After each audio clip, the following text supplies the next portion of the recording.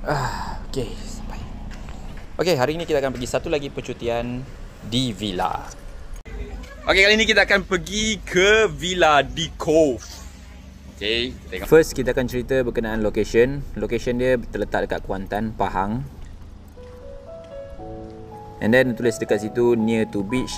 Basically sebenarnya taklah terlalu dekat dengan pantai, kena naik kereta atau motor juga untuk pergi ke pantai tu. Tapi dengan adanya 5 bilik, 4 tandas, membuatkan villa ni sangat sesuai untuk family staycation, which is family yang ramai lah, yang ada keluarga, abang dah ada wife, kakak dah ada husband. Sangat sesuai. Okay, untuk time ni aku dah cuba buka pintu and then aku tarik. Kenapa tak boleh buka pintu ni? Lock ke? Kena slide ke? Kena tolak ke? Tak gerak pintu ni.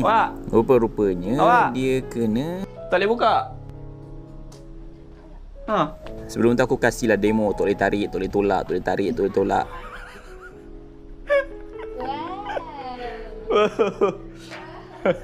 Wow. Kita tutup keadaan bukan ni. Dia nampak? Kalau dia nampak dah tahu lah. Terus nak buat prank kat orang. Okey, kita sambung. Ada kawasan pasal ini. Harga villa ni pula, harga lebih kurang RM1,000, RM1,000, RM1,080 tengok pada cleaning service juga. Dan deposit dia lebih kurang lah RM250. Memang jadi macam orang kampung sikit, tak pernah sewa villa ni. Selalu sewa Airbnb RM100, RM200 je. Wow, kau tengok yang ini. Wah, bilik air dia.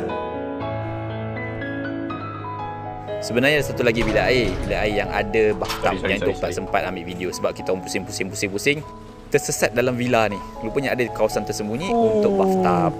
Third, kawasan facilities, swimming pool, barbecue pit area dan garden.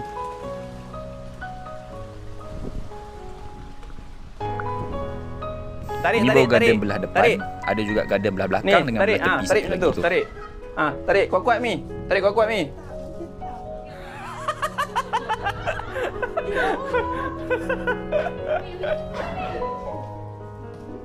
Stokin Mi kena buka. Licin, lantai licin. So kita baru tour di level 1, kemudian kita akan pergi tour ke level 2. Ni kawasan tangga dan kita akan pergi ke level 2. Which is level 2 ni fokus kepada bilik-bilik lah. Dan dekat atas akan ada 4 bilik, 3 bilik air. Yang bathtub tu dekat atas lah. Yang itu yang aku tak jumpa tu. Buka stokin. Oh yo. Bilik master yang ada bathtub tak tengok tadi. Bilik kedua, connected toilet. Ambil licin awak punya. Awak buat stokin. Dan ni bilik yang keempat.